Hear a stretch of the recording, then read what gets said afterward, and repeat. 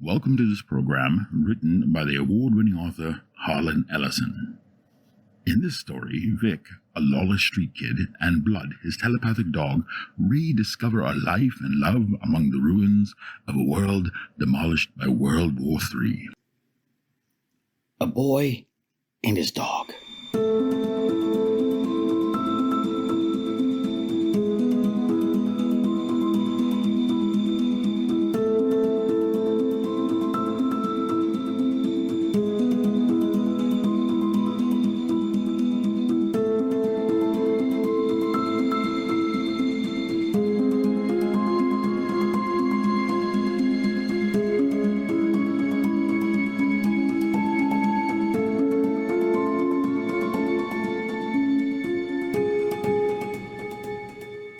I was out with Blood, my dog.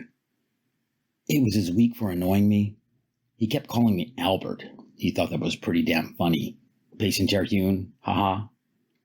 I caught a couple of water rats for him, the big green and ochre ones, and someone's manicured poodle lost off a leash in one of the down unders. He'd eaten pretty good, but he was cranky. "Come on, son of a bitch," I demanded. "Find me a piece of ass." Blood just chuckled deep in his dog throat. "You're funny when you get horny," he said. Maybe funny enough to kick him upside his sphincter asshole, that refugee from a dingo heap. Fine, I ain't kidding. "For shame, Albert, after all I've taught you. Not I ain't kidding, I'm not kidding." He knew I reached the edge of my patience. Sullenly, he started casting. He sat down on the crumbled remains of a curb, and his eyelids flickered and closed, and his hairy body tensed. After a while, he settled forward on his front paws and scraped them forward till he was lying flat, his shaggy head on the outstretched paws. The tenseness left him, and he began trembling, almost the way he trembled just preparatory to scratching a flea. It went on like that for almost a quarter of an hour, and finally he rolled over and lay on his back, his naked belly toward the night sky, his front paws folded mantis-like, his hind legs extended and open. "I'm sorry," he said. "There's nothing." I could have gotten mad and booted him, but I knew he tried.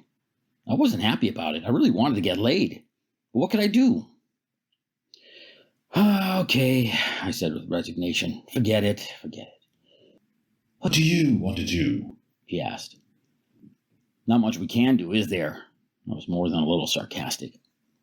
He sat down again at my feet, insolently humble. I leaned against the melted stub of a lamppost and thought about girls. It was painful. "We can always go to a show," I said. Blood looked around the street, at the pools of shadow lying in the weed-overgrown craters, and didn't say anything. The whelp was waiting for me to say, "Okay, let's go." He liked movies as much as I did. "Okay, let's go." He got up and followed me, his tongue hanging, panting with happiness. "Go ahead and laugh, you egg sucker. No popcorn for you." Our gang was a rover pack that had never been able to cut it simply foraging, so they opted for comfort and gone a smart way to getting it. They were movie-oriented kids, and they'd taken over the turf where the Metropole Theater was located. No one tried to bust their turf because we all needed the movies, and as long as our gang had access to films and did a better job of keeping the films going, they provided a service even for solos like me and Blood, especially for solos like us. They made me check my .45 and the Browning .22 long at the door. There was a little alcove right beside the ticket booth. I bought my tickets first. It cost me a can of Oscar Mayer Philadelphia Scrapple for me and a tin of sardines for Blood. Then the R-Gang guards with the Bren guns motioned me over to the alcove, and I checked my heat. I saw water leaking from a broken pipe in the ceiling, and I told the checker, a kid with big leathery warts all over his face and lips, to move my weapons where it was dry. He ignored me. "Hey, you, motherfucking toad, move my stuff over to the other side. It goes to rust fast. And if it picks up any spots, man, I'm going to break your bones." He started to give me jaw about it, looked at the guards with the Brens, and knew if they tossed me out, I'd lose my price of admission whether I went in or not. But they weren't looking for any action, probably under strength, and gave him the nod to let it pass, to do what I said. So the toad moved my Browning to the other end of the gun rack and pegged my .45 under it. Blood and me went into the theater. "I want popcorn." "Forget it." "Come on, Albert, buy me popcorn." "I'm tapped out. You can live without popcorn." You're just being a shit. I shrugged. Sue me. We went in. The place was jammed. I was glad the guards hadn't tried to take anything but guns. My spike and knife felt reassuring lying up in their oil sheets at the back of my neck. Blood found two together, and we moved into the row, stepping on feet. Someone cursed, and I ignored him. A Doberman growled. Blood's fur stirred, but he let it pass. There was always some hard case on the muscle, even in neutral ground like the Metropole.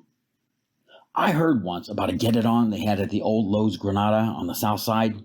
Wound up with 10 or 12 rovers and their mutts dead. The theater burned down, and a couple of good Cagney films lost in the fire. After that was when the rover packs had gotten up the agreement that movie houses were sanctuaries. It was better now. But there was always somebody too messed in the mind to come soft. It was a triple feature. Raw deal with Dennis O'Keefe, Claire Trevor, Raymond Burr, and Marcia Hunt was the oldest of the three, and it was made back in 1948, 76 years ago. God only knows how the damn thing hung together all that time. It slipped sprockets, and they had to stop the movie all the time to rethread it, but it was a good movie. About this solo who had been jacked by his rover pack and was out to get revenge. Gangsters, mobs, a lot of punching and fighting, really good. The middle flick was something made during the Third War in '07, 2 years before I was even born. Thing called Smell of a Chink. It was mostly gut spilling and some nice hand-to-hand. Beautiful scene of skirmisher greyhounds equipped with napalm throwers, jelly burning a Chink town. Blood dug it, even though we'd seen this flick before. He had some phony shuck going that these were ancestors of his, and he knew, and I knew, he was making it up. "Want to burn a baby, hero?" I whispered to him. He got the barb and just shifted in his seat, didn't say a thing, kept looking pleased as the dogs worked their way through the town. I was bored stiff. I was waiting for the main feature. And finally it came on. It was a beauty, a beaver flick made back in the late 1970s. It was called Big Black Leather Splits. It started out really good. These two blondes in black leather corsets and boots, laced all the way up to their crotches with whips and masks, got the skinny guy down, and one of the chicks sat on his face while the other one went down on him. He got really hairy after that. All around me there were solos playing with themselves. I was about to jog it a little myself when Blood leaned across and said something really soft, the way he does when he's onto something unusually smelly. "There's a chick in here." "You're nuts," I said. "I tell you, I smell her. She's in here, man." Without being conspicuous, I looked around. Almost every seat in the theater was taken with solos or their dogs. If a chick had slipped in there, there'd been a riot. She'd have been ripped to pieces before any single guy could have gotten into her. "Where?" I asked softly. All around me, the solos were beating off, moaning as the blondes took off their masks, and one of them worked a skinny guy with a big wooden ram strapped around her hips. "Give me a minute," Blood said. He was really concentrating. His eyes were closed, his muzzle quivering. I let him work. It was possible, just maybe possible. I knew they made really dumb flicks in the Down Unders, the kind of crap they made back in the 1930s and 40s, really clean stuff with even married people sleeping in twin beds, Myrna Loy and George Brent kind of flicks. And I knew that once in a while a chick from one of the really strict middle-class Down Unders would come up to see what a hairy flick was like. I heard about it, but it never happened in any theater I'd ever been in. And the chances of it happening in the Metropole particularly were slim. There was a lot of twisty trade came to the Metropole. Now, I understand I'm not particularly prejudiced against guys courting one another. Hell, I understand it. There's just aren't enough chicks anywhere. But I can't cut the jockey and boxer scene because it gets some weak little boxer hanging on, getting jealous. You have to hunt for him, and all he thinks he has to do is bare his ass to get all the work done for him. It was bad as having a chick dragging along behind. Made for a lot of bad blood and fights in the bigger rover packs, too. So I never swung that way. Well, not never, but not for a long time. So with all the twisties in the Metropole, I didn't think a chick would chance it. Be a toss-up who'd tear apart first, the boxers or the straights. And if she was here, why couldn't any of the other dogs smell her? "Third row in front of us," Blood said. "Aisle seat, just like a solo." "How's come you can whiff where I know where the dogs caught her?" "You forget who I am, Albert." "I didn't forget. I just don't believe it." Actually, bottom line, I guess I did believe it. When you've been as dumb as I've been, and a dog like Blood taught me so much, a guy comes to believe everything he said. You don't argue with your teacher. Not when he taught you how to read and write and add, subtract, and everything else that you used to know that meant you were smart. But it doesn't mean much of anything now, except it's good to know it, I guess. The reading's a pretty good thing. It comes in handy when you find some canned goods someplace, like in a bombed-out supermarket. Makes it easier to pick out the stuff you like when the pictures are gone off the labels. A couple of times the reading stopped me from taking canned beets. Shit, I hate beets. So I guess I did believe why he could whip a maybe chicken there and no other mutt could. He told me all about that a million times. It was his favorite story. History, he called it. Christ, I'm not that dumb. I know what history was. That's all the stuff that happened before now. But I like hearing history straight from Blood instead of him making me read one of those crummy books he's always dragging in. And that particular history was all about him. So he laid it on me over and over till I knew it by heart. No, the word is rote. Not rote like writing, that was something else. I knew it by rote, like it means you got it word for word. And when a mutt teaches you everything you know, and he tells you something rote, I guess you finally do believe it. Except I'll never let that leg lifter know it. What he told me rote was, over 50 years ago in Los Angeles, before the Third War even got going completely, there was a man named Busing who lived in Cerritos. He raised dogs as watchmen and sentries and attackers, Dobermans, Danes, Schnauzers, and Japanese Akitas. He had one 4-year-old German Shepherd bitch named Ginger. She worked for the Los Angeles Police Department's Narcotics Division. She could smell out marijuana, no matter how well it was hidden. They ran a test on her. There were 25,000 boxes in an auto parts warehouse. 5 of them had been planted with marijuana that had been sealed in cellophane, wrapped in tin foil and heavy brown paper, and finally hidden in 3 separate sealed cartons. Within 7 minutes, Ginger had found all 5 packages. At the same time that Ginger was working 92 miles further north in Santa Barbara, Scientologists had drawn and amplified dolphin spinal fluid and injected it into Shakma baboons and dogs. Altering surgery and grafting had been done. The first successful product of this cetacean experimentation had been a 2-year-old male puli named Abu, who had communicated sense impressions telepathically. Crossbreeding and continued experimentation had produced the first skirmisher dogs just in time for the Third War. Telepathic over short distances, easily trained, able to track gasoline or troops or poison gas or radiation when linked with their human controllers, they had become the shock commandos of a new kind of war. The selective traits had bred true. Dobermans, Greyhounds, Akitas, Poolies, and Schnauzers had become steadily more telepathic. Ginger and Abu had been Blood's ancestors. He told me so 1,000 times. He told me the story just that way in just those words 1,000 times, as it had been told to him. I never believed him until now. Maybe the little bastard was special. I checked out the solo scrunched down in the aisle seat 3 rows ahead of me. I couldn't tell a damn thing. The solo had her? Cap pulled way down, fleece jacket pulled way up. Are you sure? As sure as I can be, it's a girl. If it is, she's playing with herself just like a guy. Blood snickered. Surprise, he said sarcastically.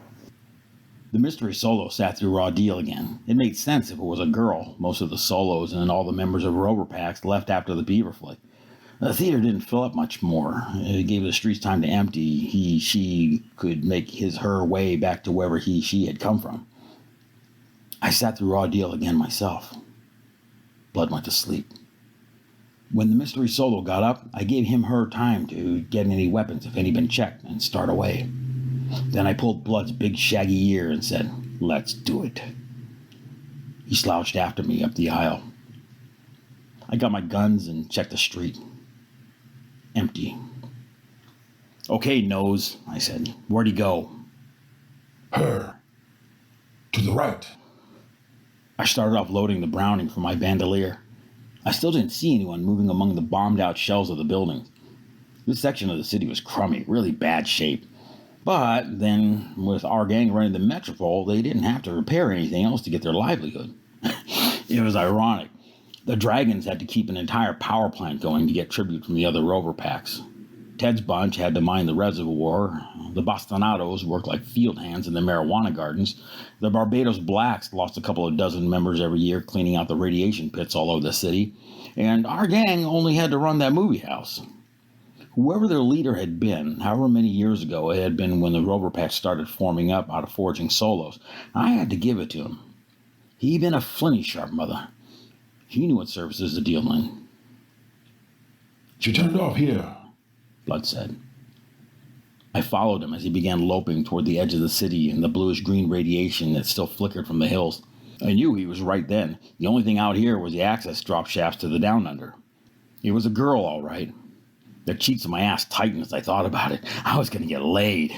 It had been almost a month since Blood had whipped that solo chick in the basement of the market basket. She'd been filthy and I got in the crabs from her, but she'd been a woman, all right. And once I tied her down and clubbed her a couple times, she'd been pretty good. She liked it too, even if she did spit on me and tell me she'd kill me if she ever got loose. I left her tied up just to be sure. She wasn't there when I went back to look week before last. Watch out, Blood said, dodging around a crater almost invisible against the surrounding shadows. Something stirred in the crater.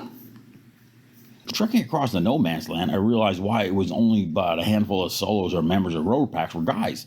The war had killed off most of the girls. And that was the way it always was in wars. At least that's what Blood told me. The things born were seldom male or female and had to be smashed against the wall as soon as they were pulled out of the mother. The few chicks who hadn't gone down under with the middle classers were hard, solitary bitches like the one in the market basket. Tough and stringy and just as likely to cut off your meat with a razor blade once they let you get inside them.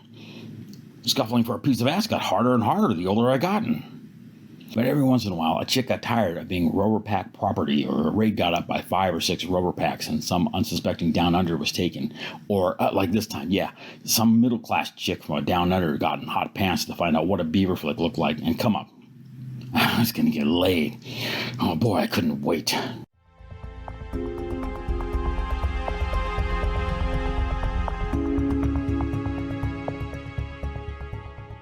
Out here was nothing but empty corpses of blasted buildings.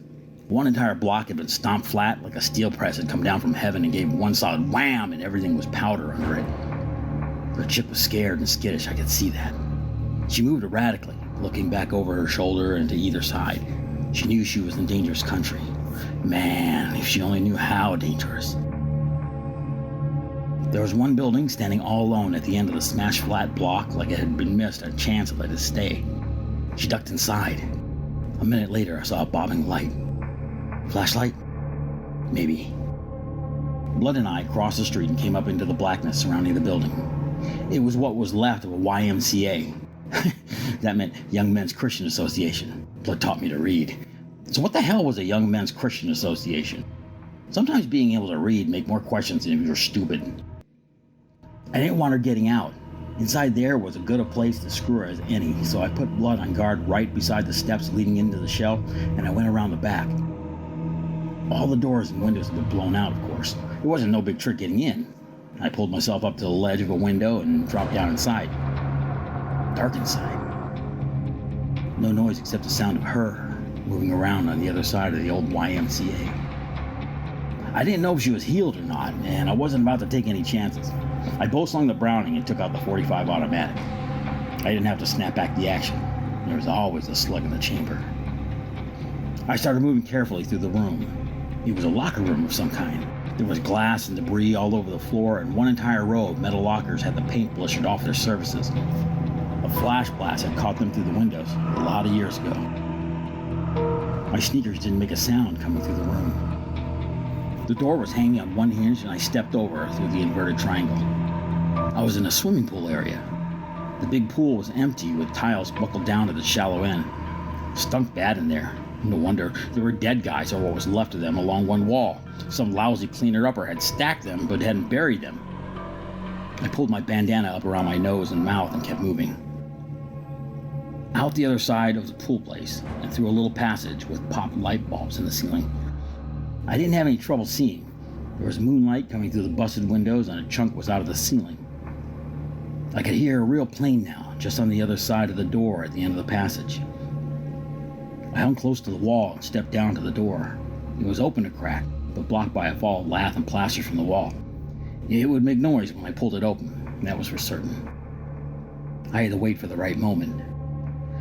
Flattened against the wall, I checked out what she was doing in there. It was a gymnasium. Big one, with climbing ropes hanging down from the ceiling. She had a big square 8-cell flashlight sitting up on the croup of a vaulting horse.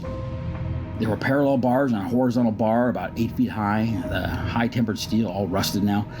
There were swinging rings and a trampoline and a big wooden bouncing beam.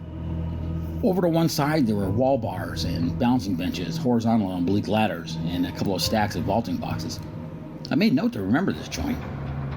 It was better for working out than the jerry-rig gym I'd set up in an old auto wrecking yard. A guy has to keep in shape if he's going to be a solo. She was out of her disguise, standing there in the skin, shivering. Yeah, it was chilly, and I could see a pattern of chicken skin all over her. She was maybe 5, 6, or 7, nice tits and kind of skinny legs. She was brushing out her hair. It hung way down the back. The flashlight didn't make it clear enough to tell if she was a redhead or a chestnut, but it wasn't blonde, which was good, and that was because I dug redheads. She had nice tits, though. I couldn't see her face. The hair was hanging down all smooth and wavy and cut off her profile. The crap she'd been wearing was laying around on the floor, and what she was going to put on was up on the vaulting horse. She was standing in little shoes with a kind of funny heel on them. I couldn't move, and suddenly I realized I couldn't move. She was nice, real nice. I was getting a big kick out of just standing there and seeing the way her waist fell inward and her hips fell outward, the way the muscles at the side of her tits pulled up when she reached to the top of her head to brush all that hair down. It was really weird, the kick I was getting out of standing and just staring at a chick do that. Kind of, well, woman stuff. I liked it a lot. I never even stopped and just looked at a chick like that. All the ones I'd ever seen had been scumbags that blood had smelled out from me, and I snatched and grabbed them. Or the big chicks in the beaver flicks, not like this one, kind of soft and very smooth, even with the goosebumps. I could watch her all night. She put down the brush and reached over and took a pair of panties off the pile of clothes and wriggled into them. Then she got her bra and put it on. I never knew the way chicks did it. She put it on backwards, around her waist, and I had a hook on it. Then she slid it around till the cups were in front and kind of pulled it up under and scooped herself into it, first one, then the other. Then she pulled the straps over her shoulders. She reached for her dress, and I nudged some of the lath and plaster aside and grabbed the door to give it a yank. She had the dress up over her head, and her arms up inside the material. And when she stuck her head in and was all tangled there for a second, I yanked the door, and there was a crash of chunks of wood and plaster fell out of the way, and a heavy scraping, and I jumped inside and was on her before she could get out of the dress. She started to scream, and I pulled the dress off her with a ripping sound, and it all happened for her before she even knew what that crash and scrape was all about. Her face was wild, just wild, big eyes. I couldn't tell what color they were because they were in shadow. Real fine features, a wide mouth, little nose, cheekbones just like mine, high and prominent, and a dimple in her right cheek. She stared at me really scared. And then, and this is really weird, I felt like I should say something to her. I don't know what, just something. It made me uncomfortable to see her scared. But what the hell could I do about it? I mean, I was going to rape her after all. And I couldn't very well tell her not to be shrinky about it. She was the one who'd come up after all. But even so, I wanted to say, hey, don't be scared. I just want to lay you. That never happened before. I never wanted to say anything to a chick. Just get in, and that was that. But it passed, and I put my leg behind hers and tripped her back, and she went down in a pile. I leveled a 45 at her, and her mouth kind of opened in a little O shape. Now I'm going to go over there and get one of them wrestling mats, so it'll be better, comfortable. You make one move off the floor, and I'll shoot a leg out from under you, and you'll get screwed just the same, except it'll be without a leg. I waited for her to know she was on what I was saying, and she finally nodded really slow. So I kept the automatic on her and went over to the big dusty stack of mats and pulled one off. I dragged it over to her and flipped it so the cleaner side was up and used the muzzle of the 45 to maneuver her onto it.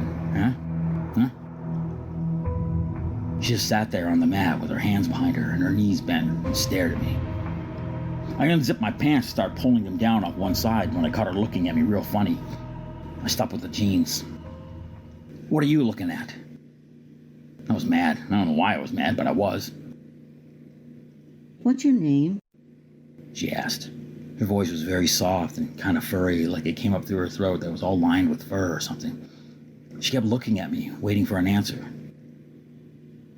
Vic, I said. She looked like she was waiting for more. Vic what?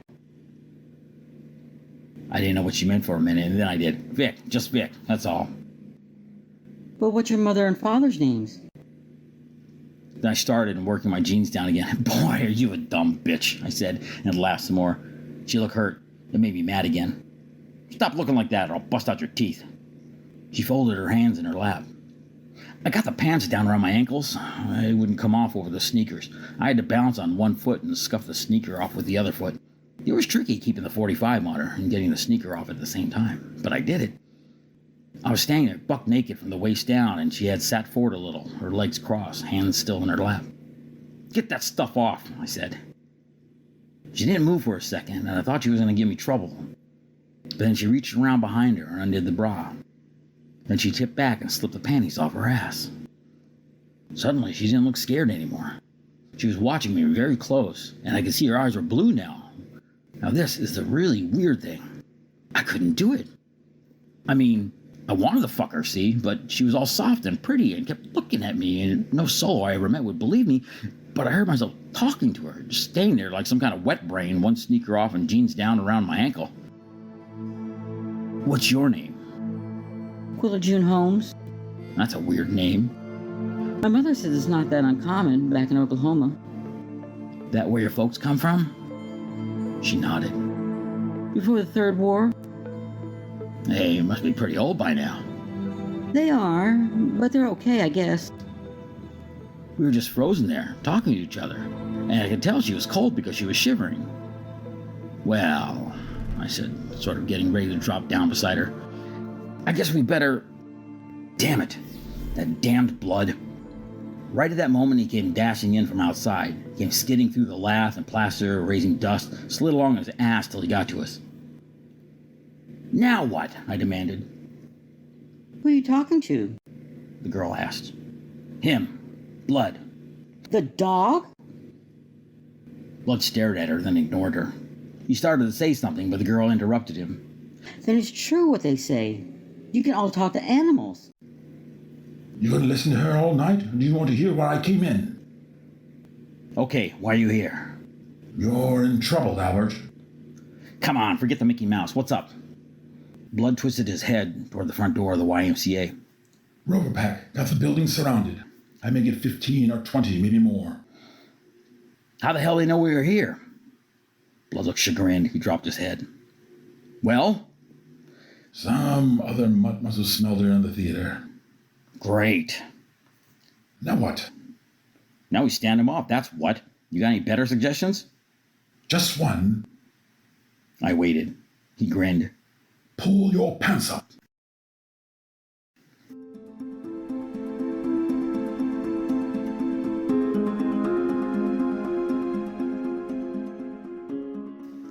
The girl, this Quilla June, was pretty safe. I made her a kind of shelter out of wrestling mats, maybe a dozen of them. She wouldn't get hit by a stray bullet, and if they didn't go right for her, they wouldn't find her. I climbed one of the ropes hanging down from the girders and laid up there with a Browning and a handful of reloads. I wish to God I had an automatic, a Bren or a Thompson. I checked the 45, made sure it was full, with one in the chamber, and set the extra clips down on the girder. I had a clear line of fire all around the gym. Blood was lying in the shadow right near the front door. He suggested I try and pick off any dogs with the rover packs first, if I could. That would allow him to operate freely. That was the least of my worries. I wanted to hole up in a whole nother room, one with only a single entrance, but I had no way of knowing if the rovers were already in the building, so I did the best I could with what I had. Everything was quiet. Even that Quilla June. It'd take me valuable minutes to convince her she would damn well better hole up and not make any noise. She was better off with me than with 20 of them. If you ever want to see her mommy and daddy again, I warned her. And after that, she didn't give me no trouble, packing her in with mats. Quiet. Then I heard two things, both at the same time. From back in the swimming pool, I could hear boots crunching plaster, very soft. And from one side of the door, I heard a tinkling of metal striking wood. So they were going to try a yoke. Well, I was ready. Quiet again. I sighted the Browning on the door to the pool room. It was still open from when I come through. Figured him at maybe 5'10", and dropped the sights a 1.5 feet, and I'd catch him in the chest. I learned long ago, you don't try it for the head. You go for the widest part of the body, the chest, the stomach, the trunk. Suddenly, outside I heard a dog bark, and part of the darkness near the front door detached itself and moved inside the gym, directly opposite Blood. I didn't move the Browning. The rover at the front door moved a step along the wall away from Blood. Then he cocked back his arm and threw something, a rock, a piece of metal, something, across the room to draw fire. I didn't move the Browning. When the thing he'd thrown hit the floor, two rovers jumped out of the swimming pool door, one on either side, rifles down, ready to spray. Before they could open up, I squeezed off the first shot, tracked across, and put a second shot into the other one. They both went down, dead hits right in the heart. Bang! They were down. Neither one moved. The mother by the door turned to split, and blood was on him, just like that, out of the darkness. Rip! Blood leaped right over the crossbar of the guy's rifle, held it ready, and sank his fangs into the rover's throat. The guy screamed, and blood dropped, carrying a piece of the guy with him. The guy was making awful bubbling sounds and went down on one knee. I put a slug in his head, and he fell forward. It was quiet again. Not bad. Not bad at all. 3 takeouts, and they still didn't know our positions. Blood had fallen back into the murk by the entrance. He didn't say a thing, but I knew what he was thinking. Maybe that was 3 out of 17, or 3 out of 20, or 22. No way of knowing. We could be faced off in here for over a week and never know if we gotten all of them, or some, or none. They could go and get Portville again, and I'd find myself run out of slugs and no food, and that girl, that Quilla June, crying and making me divide my attention in daylight, and they'd still be laying out there waiting until we got hungry enough to do something stupid, or we ran out of slugs, and then it'd cloud up and it'd rain all over us.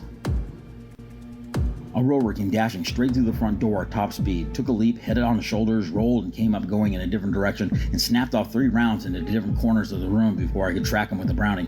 By that time, he was close enough under me I didn't have to waste a 22 slug. I picked up the 45 without a sound and blew the back off his head. The slug went in neat and came out and took most of his hair with it. He fell right down. Blood! The rifle! He came out of the shadows, grabbed it in his mouth, and dragged it over to the pile of wrestling mats in the far corner. I saw an arm poke out from the mats, and a hand grabbed the rifle and dragged it inside. Well, at least it was safe there until I needed it. Brave little bastard. He scuttled over to the dead rover and started worrying the ammo bandolier off his body. It took him a while. He could have been picked off from the doorway or outside of one of the windows, but he did it. Brave little bastard. I had to remember to get him something good to eat when we got out of this. I smiled up there in the darkness. If we get out of this, I wouldn't have to worry about getting something tender. It was laying all over the floor of the gymnasium. Just as Blood was dragging the bandolier back into the shadows, 2 of them tried it with their dogs. They came through the ground floor window one after another, hitting and rolling and going in opposite directions as the dogs, Mother Ugly Akita, big as the house, and a Doberman bitch the color of a turd, shot through the front door and split in unoccupied 2 directions. I caught one of the dogs, the Akita, with the 45, and it went down thrashing. The Doberman was all over Blood. But firing, I'd given away my position. One of the rovers fired from the hip, and a 30-06 soft-nosed slug spanged off the girders around me. I dropped the automatic, and it started to slip off the girder as I was reaching for the Browning. I made a grab for the 45, and that was the only thing that saved me. I fell forward to clutch at it, and it slipped away and hit the gym floor with a crash, and the rover fired where I'd been. But I was flat on the girder, arm dangling, and the crash startled him. He fired at the sound, and right at that instant I heard another shot from a Winchester, and the other rover, who made it safe into the shadows, fell forward holding a big pumping hole in his chest. That Quilla June had shot him from behind the mats. I didn't have time to figure out what the fuck was happening. Blood was rolling around with the Doberman, and the sounds they were making were awful. The rover with the 30-06 chipped off another shot and hit the muzzle of the Browning, protruding over the edge of the girder, and wham, it was gone, falling down. I was naked up there without clout, and the son of a bitch was hanging back in the shadows waiting for me. Another shot from the Winchester, and the rover fired right into the mats. She ducked back behind it, and I knew I couldn't count on her for anything more. But I didn't need it. In that second, while he was focused on her, I grabbed the climbing rope and flipped myself over the girder, and howling like a burn pit screamer went sliding down, feeling the rope cut into my palms. I got down far enough to swing and kick out. I swung back and forth, whipping my body 3 different ways each time, swinging out and over, way over each time. The son of a bitch kept firing, trying to track a trajectory, but I was spinning out of his line of fire. Then he was empty, and I kicked back as hard as I could, came zooming in towards his corner of the shadows, and let loose all at once and went ass over end into the corner. And there he was, and I went right into him, and he spanged off the wall, and I was on top of him, digging my thumbs into his eye sockets. He was screaming, and the dogs were screaming, and that girl was screaming, and I pounded the motherfucker's head against the floor till he stopped moving. Then I grabbed up the empty 30-06 and whipped his head until I knew he wasn't going to give me any more aggravation. Then I found the 45, and I shot the Doberman. Blood got up and shook himself off. He was cut up bad. Thanks, he mumbled, and went over and lay down in the shadows to lick himself off. I went and found that Quilla June, and she was crying, all about the guys we killed, mostly about the one she killed. I couldn't get her to stop bawling, so I cracked her across the face and told her she saved my life, and that helped some. Blood came drag-assing over. How are we going to get out of this, Albert? Let me think. I thought, and I knew it was hopeless. Now, how many we got, there'd be more. And it was just a matter of macho now, their honor. How about a fire? Blood suggested. Get away while it's burning? I shook my head. They'll have the place staked out all around. No good. What if we don't leave? What if we burn up with it? I looked at him. Brave. And smart as hell.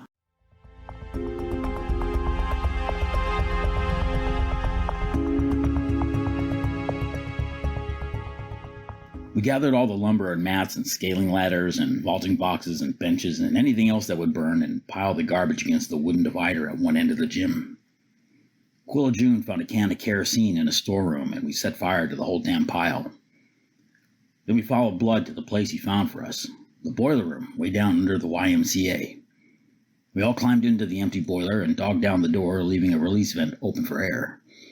We had one mat in there with us, and all the ammo we could carry, and the extra rifles and sidearms the rovers had on them. Can you catch anything? I asked Blood. A little, not much. I'm reading one guy. The building's burning good. You able to tell when they split? Maybe, if they split. I settled back. Quilla June was shaking from all that happened. Just take it easy, I told her. By morning, the place will be down around our ears, and they'll go through the rubble and find a lot of dead meat, and maybe they won't look too hard for a chick's body. Everything will be all right, if we don't get choked off in here. She smiled, very thin, and tried to look brave. She was okay, that one. She closed her eyes and settled back on the mat and tried to sleep. I was beat.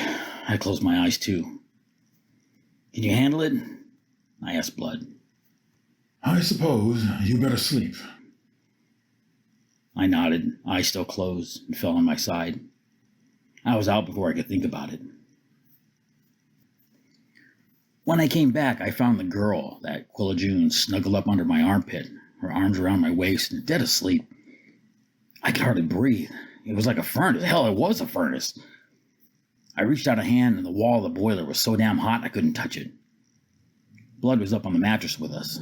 That mat had been the only thing that kept us from getting singed really good. He was asleep, head buried in his paws. She was asleep, still naked. I put a hand on her tit.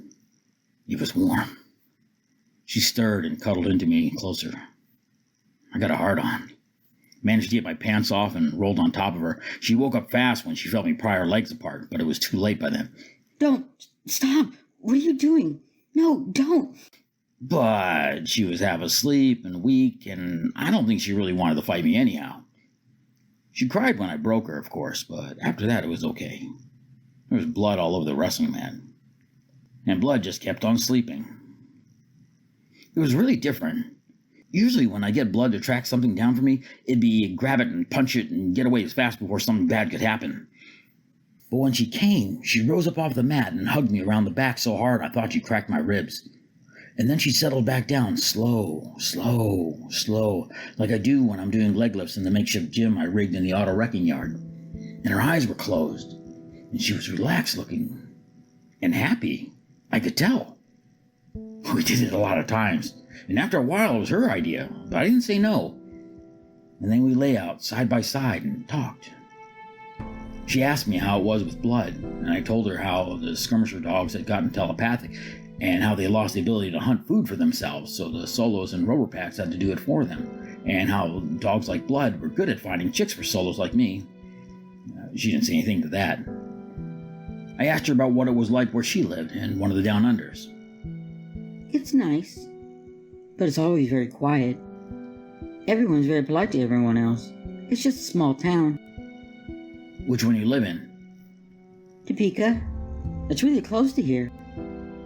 Yeah, I know. The access drop shaft is only about half a mile from here. I went out there once to take a look around. Have you ever been in a down under?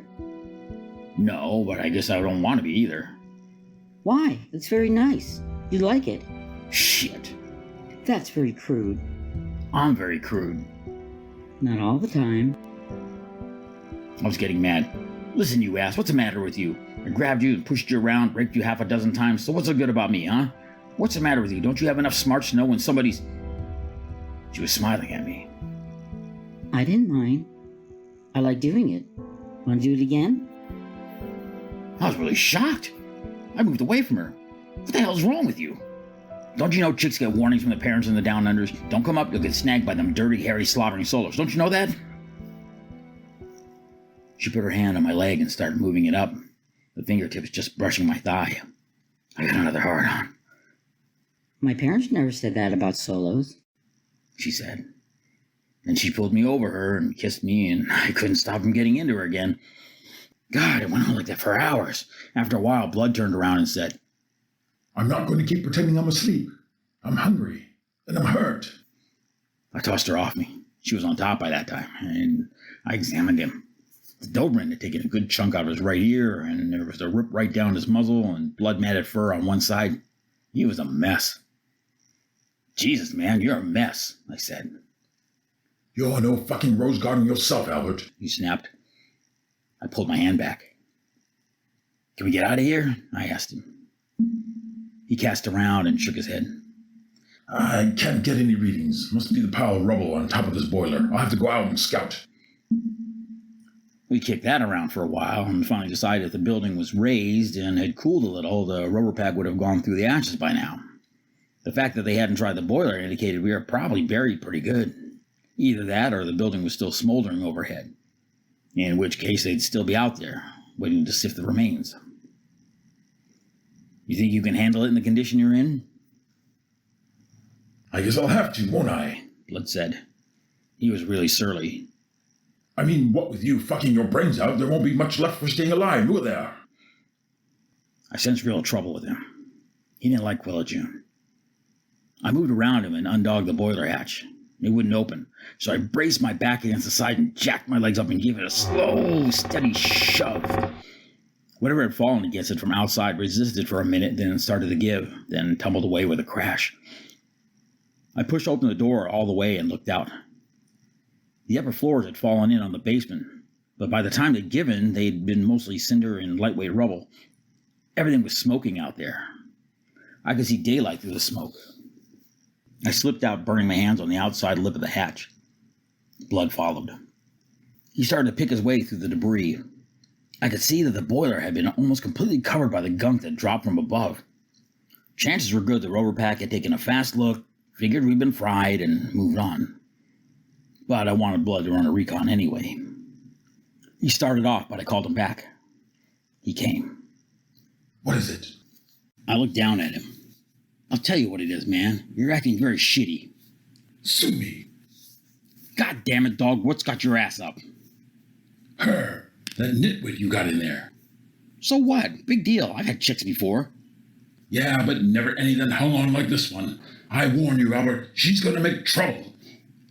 Don't be dumb. He didn't reply. Just looked at me with anger and then scampered off to check out the scene. I crawled back inside and dogged the hatch. She wanted to make it again. I said I didn't want to. Blood had brought me down. I was bugged, and I didn't know which one to be pissed off at. But God, she was pretty. She kind of pouted and settled back with her arms wrapped around her. Tell me some more about the Down Under, I said. At first she was cranky, wouldn't say much, but after a while she opened up and started talking freely. I was learning a lot. I figured I could use it sometime, maybe. There are only a couple hundred Down Unders in what was left of the United States and Canada. They've been sunk on the sites of wells or mines or other kinds of deep holes.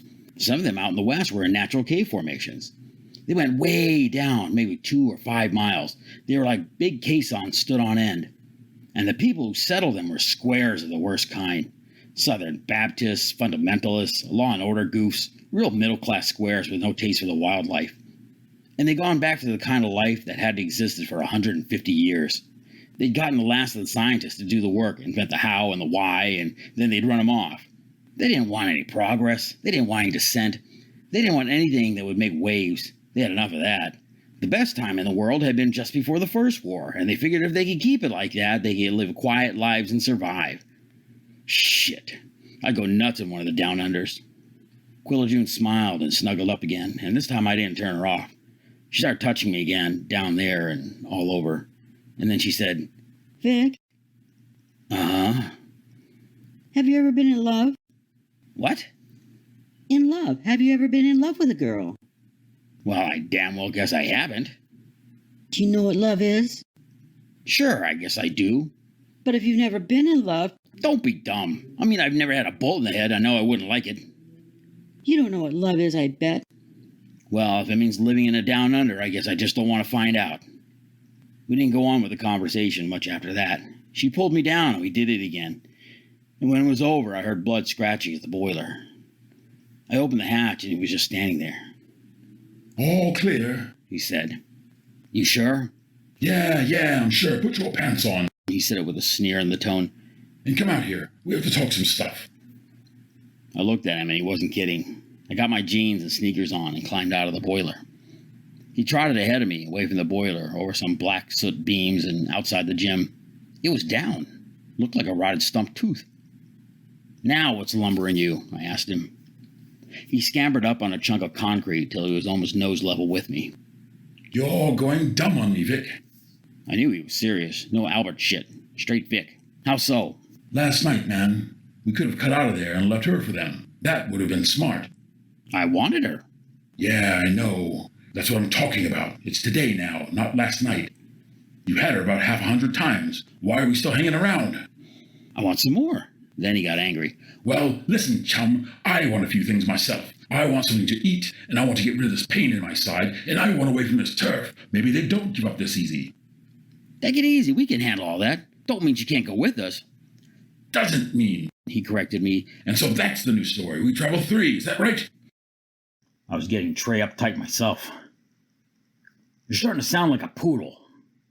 And you're starting to sound like a boxer. I hauled back the crack of one. He didn't move. I dropped the hand. I never hit blood. I didn't want to start now. Sorry, He said softly. That's okay. But we weren't looking at each other. Vic, man, you've got a responsibility to me, you know? You don't have to tell me that. Well, I guess maybe I do. Maybe I have to remind you of some stuff. Like the time that burn pit screamer came up out of the street and made a grab for you. I shuddered. The motherfucker had been green, a righteous stone green, glowing like fungus. My gut heaved just thinking. And I went for him, right? I nodded. Right. And I could have been burned bad and died, and that would have been all of it for me, right or wrong, isn't that true? I nodded again. I was getting pissed off proper. I didn't like being made to feel guilty. It was a 50-50 with blood in me. He knew that. But I did it, right? I remember the way that green thing had screamed. Christ, it was all ooze and eyelashes. Okay, don't anger me. Harangue, not anger. Well, whatever, I shouted. Just knock off the crap or we can forget the whole fucking arrangement. Then blood blew. Well, maybe we should, you simple, dumb putz. What's a putz, you little turd? Is that something bad? Yeah, it must be. You watch your fucking mouth, son of a bitch, or I'll kick your ass. We sat there and didn't talk for 15 minutes. Neither one of us knew which way to go. Finally, I backed off a little. I talked soft. I talked slow. I was about up to here with him, but I told him I was going to do right by him, like I always had. And he threatened me, saying I'd damn well better because there are a couple of very hip solos making it around the city, and they'd be delighted to have a sharp tail scent like him.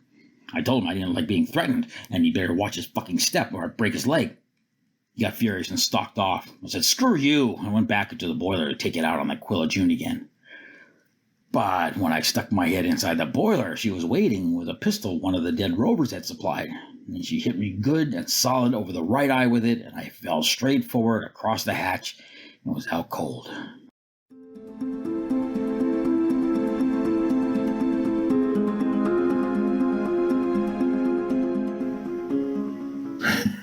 I told you she was no good. He watched me as I swabbed out the cut with disinfectant from my kit and painted the tear with iodine. He smirked when I flinched. I put away the stuff, rummaged around the boiler, gathering up all the spare ammo I could carry, ditching the Browning in favor of the heavier 30-06. Then I found something that must have slipped out of her clothes. It was a little metal plate about 3.5 inches long and about 1.5 inches high. It had a whole string of numbers on it, and there were holes in it, in random patterns. "What's this?" I asked Blood. He looked at it, sniffed it. Must be an identity card of some kind. Maybe that's what she used to get out of the Down Under. That made my mind up. I jammed it in my pocket and started out towards the access drop shaft. Where the hell are you going? Blood yelled after me. Come on back. You get killed out there. I'm hungry, damn it. Albert, you son of a bitch, come back here. I kept right on walking. I was going to find that bitch and brain her, even if I had to go to the down under to find her. It took me an hour to walk to the access drop shaft leading down to Topeka. I thought I saw blood following, but hanging back a ways. I didn't give a damn. I was mad. And there it was. A tall, straight, featureless pillar of shining black metal. It was maybe 20 feet in diameter, perfectly flat on the top, disappearing straight into the ground. It was a cap, that was all. I walked straight up to it and fished around in the pocket for the metal card. Then something tugged at my right pants leg. Listen, you moron, you can't go down there. I kicked him off. He came right back. Listen to me. I turned around and stared at him. Blood sat down, the powder puffed up around him. Albert. My name is Vic, you little egg sucker. Okay, no fooling around. Vic. His tone softened. Vic, come on, man. He was trying to get through to me. I was really boiling, but he was really trying to make sense. I shrugged and crouched down beside him. Listen, man, Blood said. This chick has you bent way out of shape. You know you can't go down there. It's all square and settled, and they know everyone. They hate solos. Enough rover packs had raided down unders and raped their broads and stole their food. They'll have defenses set up. They'll kill you, man. What the hell do you care? You're always saying you're better off without me. He sagged at that. Vic, we've been together for almost 3 years, good and bad. But this can be the worst. I'm scared, man. Scared you won't come back. And I'm hungry, and I'll have to go find some dude who'll take me on. And you know most solos are in packs now. I'll be low mutt. I'm not that young anymore. And I'm hurt. I could dig it. He was talking sense. But all I could think about was how that bitch, that Quilla June, had wrapped me. And then there were images of her soft tits, and the way she made little sounds when I was in her. And I shook my head, and I knew I had to go get even. I gotta do it, Blood. I got to. He breathed deep and sagged a little more. He knew it was useless. You don't even see what she's done to you, Vic. I got up. I'll try to get back quick. Will you wait? He was silent for a long while, and I waited. Finally, he said, For a while. Maybe. Maybe I'll be here, maybe not. I understood. I turned around and started walking around the pillar of black metal. Finally, I found a slot in the pillar and slipped the metal card into it. There was a soft humming sound, and a section of the pillar dilated. I hadn't even seen the lines of the section. A circle opened, and I took a step through. I turned, and there was Blood, watching me. We looked at each other all the while that pillar was humming. So long, Vic. Take care of yourself, Blood. Hurry back. Do my best. Yeah, right. Then I turned around and stepped inside. The access portal iris closed behind me.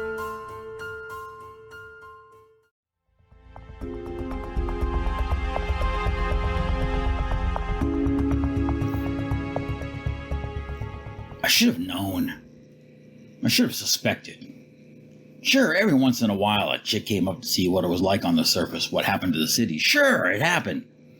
Why, I believed her when she told me, cuddled up beside me in that steaming boiler, that she wanted to see what it was like when a girl did it with a man. That all the flicks she'd seen in Topeka were sweet and solid and dull. And the girls in her school talked about beaver flicks. And one of them had an 8-page comic book, and she read it with wide eyes. Sure, I believed her. It was logical. I should have suspected something when she left that metal ID plate behind. It was too easy. Blood tried to tell me. Dumb? Yeah. The second that access iris closed behind me, the humming got louder and some cool light grew on the walls. Wall. It was a circular compartment with only 2 sides to the wall, inside and outside. The wall pulsed up light and the humming got louder, and then the floor I was standing on dilated just the way the outside port had done. I was standing there like a mouse in a cartoon, and as long as I didn't look down, I was cool. I wouldn't fall. Then I started settling. dropped through the floor, the iris closed overhead, and I was dropping down the tube, picking up speed, but not too much, just dropping steadily. Now I knew what a drop shaft was. Down and down I went, and every once in a while I see something like 10 Lev, or Antipole 55, or BreederCon, or Pump SE6 on the wall, and I could faintly make out the section of iris, but I never stopped dropping. Finally, I dropped all the way to the bottom, and there was Topeka city limits, population 22,860 on the wall. And I settled down without any strain, bending a little from the knees to cushion the impact, but even that wasn't much.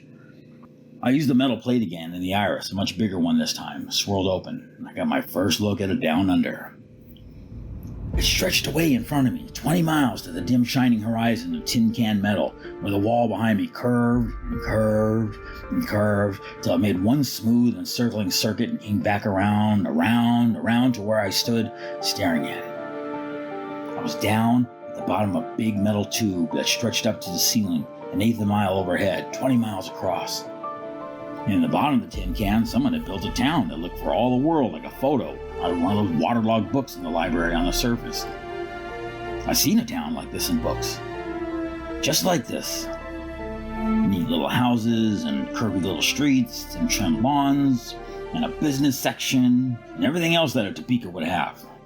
Except a sun, except birds, except clouds, except rain, except snow, except cold, except wind, except ants, except dirt, except mountains, except oceans, except big fields of grain, except stars, except the moon, except forests, except animals running wild, except freedom.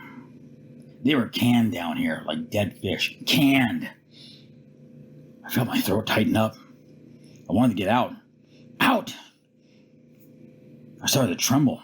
My hands were cold and there was sweat on my forehead. This was insane coming down here. I had to get out. Out! I turned around to get back in the drop shaft, and then it grabbed me. That bitch Quilla June. I should have suspected. The thing was low and green and box-light, and it had cables with mittens on the ends instead of arms, and it rolled on tracks, and it grabbed me. It hoisted me up on top its square flat top, holding me with the mittens on the cables, and I couldn't move except to try to kick at the big glass eye in the front. It didn't do any good. It didn't bust. The thing was only about 4 feet high, and my sneakers almost reached the ground, but not quite, and it started moving off into Topeka, hauling me along with it. People were all over the place, sitting in rockers on their front porches, raking their lawns, hanging around the gas station, sticking pennies in gumball machines, painting a white stripe down the middle of the road, selling newspapers on the corner, listening to an oompa band on a shell in the park, playing hopscotch and pussy in the corner, polishing a fire engine, sitting on benches reading, washing windows, pruning bushes, tipping ass to ladies, collecting milk bottles and wire carrying racks, grooming horses, throwing a stick for a dog to retrieve, diving into the communal swimming pool, chalking vegetable prices on a slate outside a grocery, walking hand in hand with a girl, all of them watching me go past on that metal motherfucker. I could hear Blood speaking, just what he said before I'd enter the drop shaft. You know you can't go down there. It's all square and settled, and they know everyone. They hate solos. Enough rover packs had raided down unders and raped their broads and stole their food. They'll have defenses set up. They'll kill you, man. Thanks, Mutt. Bye.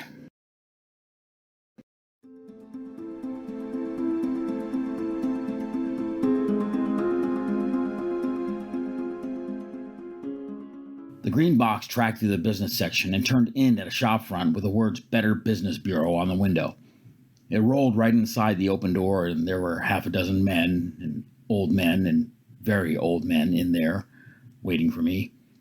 Also a couple of women. The green box stopped. One of them came over and took the metal plate out of my hand. He looked at it and then turned around and gave it to the oldest of the old men, a withered cat wearing baggy pants and a green eye shade and garters that held up the sleeves of his striped shirt. Quilla June, Lou, the guy said to the old man. Lou took the metal plate and put it in the top left drawer of a roll-top desk. Better take his guns, Aaron, the old coot said. And the guy who had taken the plate cleaned me. Let him loose, Aaron, Lou said. Aaron stepped around to the back of the green box and something clicked and the cable mittens sucked back inside the box and I got down off the thing. My arms were numb where the box had held me. I rubbed one and then the other, and I glared at them. Now, boy, Lou started. Suck wind, asshole. The women blanched, the men tightened their faces. I told you it wouldn't work, another of the old men said to Lou. Bad business, this, said one of the younger ones. Lou leaned forward in his straight-back chair and pointed a crumpled finger at me. Boy, you better be nice. I hope all your fucking children are hair-lipped. This is no good, Lou, Another man said. Gutter snipe, A woman with a beak snapped. Lou stared at me. His mouth was a nasty little black line. I knew the son of a bitch didn't have a tooth in his crummy head that wasn't rotting and smelly. He stared at me with his vicious little eyes. God, he was ugly, like a bird ready to pick meat off my bones. He was getting set to say something I wouldn't like. Aaron, maybe you better put the sentry back on him. Aaron moved to the green box. Okay, hold it, I said, holding up my hands. Aaron stopped, looked at Lou, who nodded. Then Lou leaned forward again and aimed that bird claw at me. You ready to behave yourself, son? Yeah, I guess. You better be dang sure. Okay, I'm dang sure, also fucking sure. And you watch your mouth. I didn't reply. The old coot. You're a bit of an experiment for us, boy. We tried to get one of you down here other ways. Sent up some good folks to capture one of you little scuts, but they never came back. Figured it was best to lure you down to us. I sneered. That Quillajune, I'd take care of her. One of the women, a little younger than Birdbeak, came forward and looked into my face. Lou, you'll never get this one to kowtow. He's a filthy little killer. Look at those eyes. How'd you like the barrel of a rifle jammed up your ass, bitch? She jumped back. Lou was angry. Sorry, I said. I don't like being called names. Macho, you know. He settled back and snapped at the woman. Mez, leave him alone. I'm trying to talk a bit of sense here. You're only making it worse. Mez went back and sat with the others. Some better business these creeps were. As I was saying, boy, you're an experiment for us. We've been down here in Topeka close to 20 years. It's nice down here. Quiet, orderly, nice people who respect each other, no crime, respect for their elders, and just all around a good place to live. We're growing and we're prospering. I waited. But, well, we find now that some of our folks can't have no more babies, and the women that do, they have mostly girls. We need some men. Certain special kind of men. I started laughing. This was too good to be true. They wanted me for stud service. I couldn't stop laughing. Crude, one of the women said, scowling. This is awkward enough for us, boy. Don't make it no harder. Lou was embarrassed. Here I spent most of Blood's and my time above ground hunting up tail, and down here they wanted me to serve as a local ladyfolk. I sat down on the floor and laughed till tears ran down my cheeks. Finally, I got up and said, sure, okay. But if I do, there's a couple things I want. Lou looked at me close. The first thing I want is that Quillajune. I'm going to fuck her blind, and then I'm going to bang her on the head the way she did me. They huddled for a while, then came out and Lou said, We can't tolerate any violence down here, but I suppose Quillajune's as good a place to start as any. She's capable, isn't she, Ira? The skinny, yellow-skinned man nodded. He didn't look happy about it. Quillajune's old man, I bet. Well, let's get started, I said. Line 'em up. I started to unzip my jeans. The women screamed and the men grabbed me and they hustled me off to a boarding house where they gave me a room and they said I should get to know Topeka a little bit before I went to work because it was awkward. And they had to get the folks in town to accept what was going to have to be done. On the assumption, I suppose, that if I worked out okay, they'd import a few more young bulls from above ground and turn us loose. So I spent some time in Topeka getting to know the folks, seeing what they did, how they lived. It was nice, real nice. They rocked in rockers on their front porches. They raked their lawns. They hung around the gas station. They stuck pennies in gumball machines. They painted white stripes down the middle of the road. They sold newspapers on the corner. They listened to oompa bands on a shell in the park. They played hopscotch and pussy in the corner. They polished fire engines. They sat on benches reading. They washed windows and pruned bushes. They tipped their hats to ladies. They collected milk bottles and wire carrying racks. They groomed horses. They threw sticks for their dogs to retrieve. They dove into the communal swimming pool. They chalked vegetables on a slate outside of the grocery. They walked hand in hand with some of the ugliest chicks I've ever seen, and they bored the ass off me. Inside a week, I was ready to scream. I could feel that tin can closing in on me. I could feel the weight of the earth over me. They ate artificial shit, artificial peas and fake meat and make-believe chicken and ersatz corn and bogus bread, and it all tasted like chalk and dust to me. Polite? Christ, you could puke from the lying hypocritical crap they call civility. Hello, Mr. This. Hello, Mrs. That. And how are you? And how is little Janie? And how is business? Are you going to the Sodality meeting this Thursday? And I started gibbering in my room at the boarding house. The clean, sweet, neat, lovely way they live was enough to kill a guy. No wonder the men couldn't get it up and make babies that had balls instead of slots. The first few days, everyone watched me like I was about to explode and cover their nice whitewashed fences with shit. But after a while, they got used to seeing me. Lou took me over to the mercantile and got me fitted out with a pair of bib overalls and a shirt that any solo could have spotted a mile away. That Mez, that dippy bitch who called me a killer, she started hanging around. Finally said she wanted to cut my hair, make me look civilized. But I was hip to where she was at. Wasn't a bit of a mother in her. What's the matter, cunt? I pinned her. Your old man isn't taking care of you? She tried to stick her fist in her mouth, and I laughed like a loon. Go cut off his balls, baby. My hair stays the way it is. She cut and run. Went like she had a diesel tailpipe. It went on like that for a while. Me just walking around, them coming and feeding me, keeping all their young meat out of my way till they got the town stacked away for what was coming with me. Jugged like that, my mind wasn't right for a while. I got all claustrophobe, clutched. Went and sat under the porch in the dark at the rooming house. Then that passed, and I got pissed mean and snapped at them, then surly, then quiet. Just mud dull. Quiet. Finally, I started getting hip to the possibilities of getting out of there. It began with me remembering the poodle I fed blood at one time. It had to come from a down under, and it couldn't have gotten up through the drop shaft, so that meant there were other ways out. They gave me pretty much the run of the town as long as I kept my manners around me and didn't try anything sudden. That green sentry box was always somewhere nearby. So I found the way out. Nothing so spectacular, it just had to be there, and I found it. And then I found where they kept my weapons, and I was ready. Almost.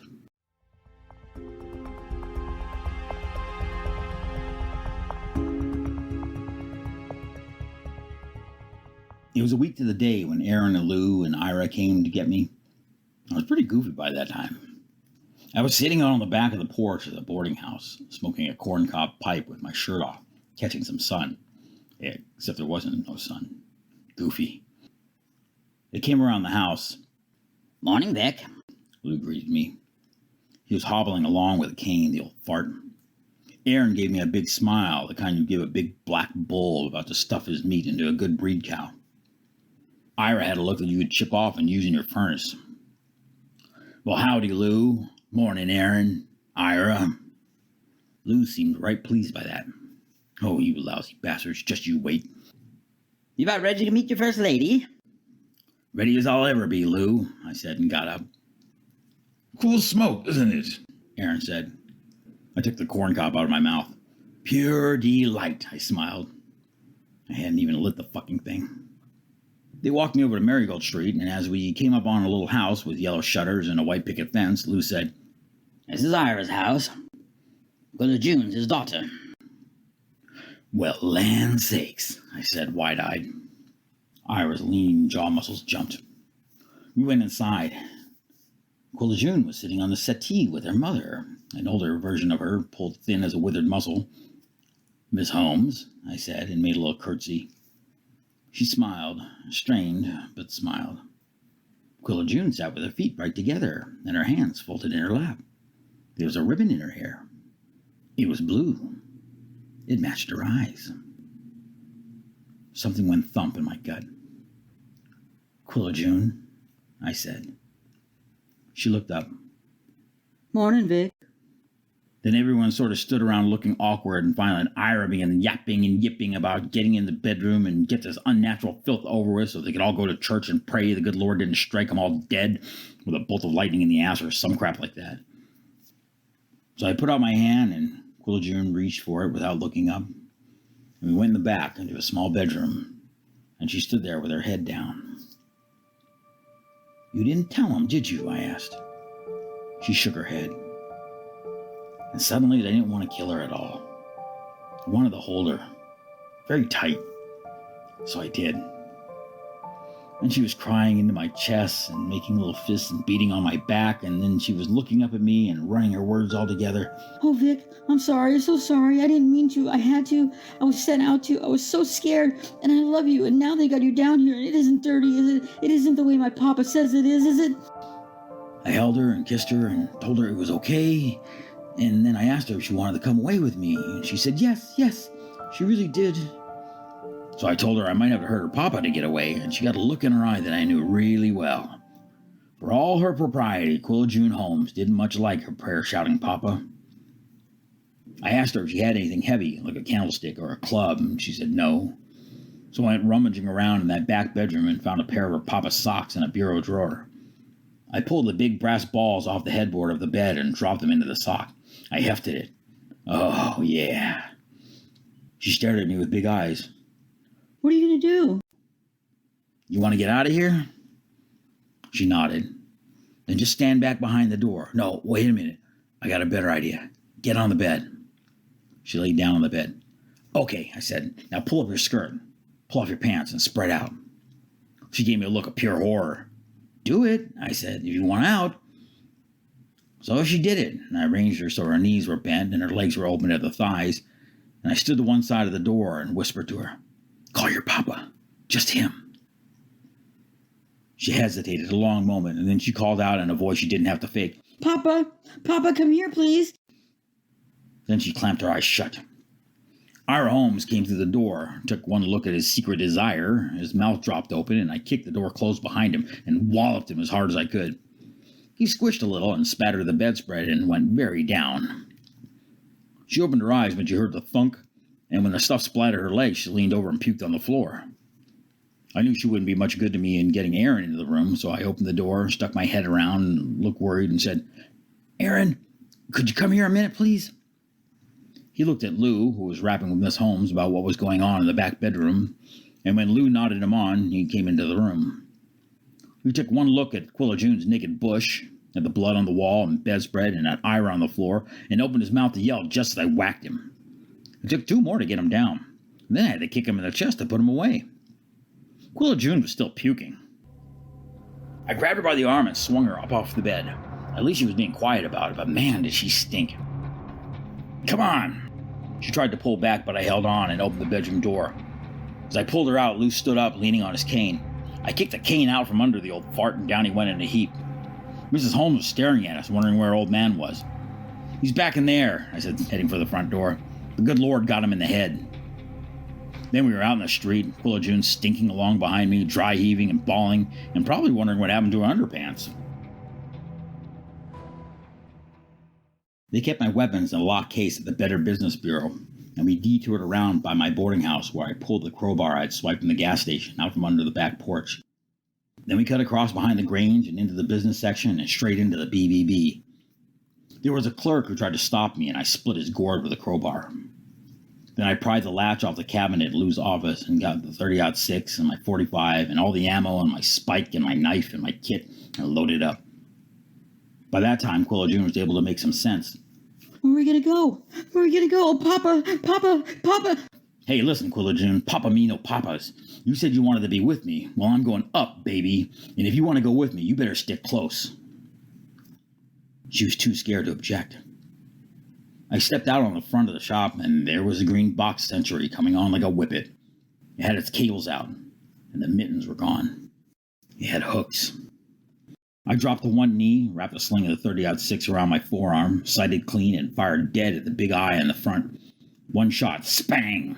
Hit that eye, the thing exploded in a shower of sparks, and the green box swerved and went through the front window of the millin shop, screeching and crying and showering the place with flames and sparks. Nice. I turned around and grabbed Quilla June, but she was gone. I looked off down the street, and here came all the vigilantes, Lou hobbling along with his cane like some kind of weird grasshopper. And right then the shots started. Big, booming sounds. The 45 I'd given Quilla June. I looked up, and on the porch around the second floor, there she was, with the automatic down on the railing like a pro, sighting into the mob and snapping off shots like maybe Wild Bill Elliott in a 40s Republic flick. But dumb, mother dumb, wasting time on that when we needed to get away. I found the outside staircase going up there and took it 3 steps at a time. She was smiling and laughing, and every time she picked one of those boobs out of the pack, her little tongue tip would peek out from the corner of her mouth, and her eyes would get all slick and wet, and wham! Down the boob would go. She was really into it. Just as I reached her, she sighted down on her scrawny mother. I slammed the back of her head, and she missed a shot, and the old lady did a little dance step and kept coming. Quilla June whipped her head around at me, and there was chill in her eyes. You made me miss. The voice gave me a chill. I took the 45 away from her. Dumb, wasting ammunition like that.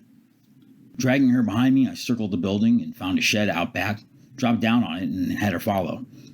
She was scared at first, but I said, "Chick can shoot her old lady as easy as you do. Shouldn't be worried about a drop this small." She got out on the edge, the other side of the railing, and held on. "Don't worry," I said. "You won't wet your pants. You haven't gotten any." She laughed like a bird and dropped. I caught her, and we slid down the shed door and took a second to see if that mob was hard on us. Nowhere in sight. I grabbed Quilla June by the arm and started off toward the south end of Topeka. It was the closest exit I found in my wandering, and we made it in about 15 minutes, panting and weak as kittens. And there it was, a big air intake duct. I pried off the clamps with a crowbar, and we climbed up inside. There were ladders going up. There had to be. It figured. Repairs, keep it clean, had to be. We started climbing. It took a long, long time. Quilla June kept asking me from down behind me whenever she got too tired to climb. Vic, do you love me? I kept saying yes, not only because I meant it, it helped her keep climbing.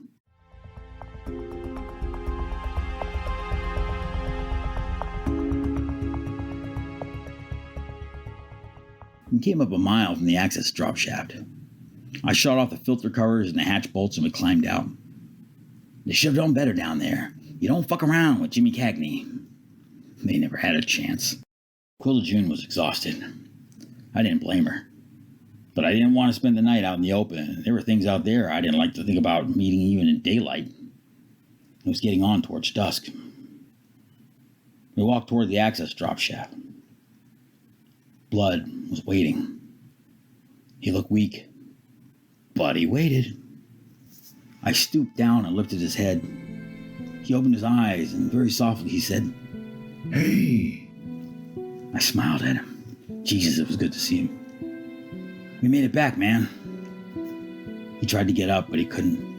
The wounds on him were in ugly shape. "Have you eaten?" I asked. No, grabbed a lizard yesterday, or maybe it was the day before. I'm hungry, Vic. Quilla June came up then, and Blood saw her. He closed his eyes. We better hurry, Vic. She said. Please, they might come up from the drop shaft. I tried to lift Blood. He was dead weight. "Listen, Blood, I'll leg it into the city and get some food. I'll come back quick. You just wait here." Don't go in there, Vic, he said. "I did a recon the day after you went down. They found out we weren't fried in that gym. I don't know how. Maybe Mutt smelled our track. I've been keeping watch, and they haven't tried to come out after us. I don't blame them. You don't know what it's like out here at night, man. You don't know." He shivered. "Take it easy, Blood." "But they got us marked lousy in the city, Vic. We can't go back there. We'll have to make it someplace else." That put it on a different stick. We couldn't go back. And with Blood in that condition, we couldn't go forward. And I knew, good as I was solo, I couldn't make it without him. There wasn't anything out there to eat. He had to have food at once, and some medical care. I had to do something good, something fast. Vic! Quilla June's voice was high and whiny. Come on! He'll be all right. We have to hurry. I looked up at her. The sun was going down. Blood trembled in my arms. She got a pouty look on her face. If you love me, you'll come on. I couldn't make it alone out there without him. I knew it. If I loved her. She asked me in the boiler, "Do you know what love is?"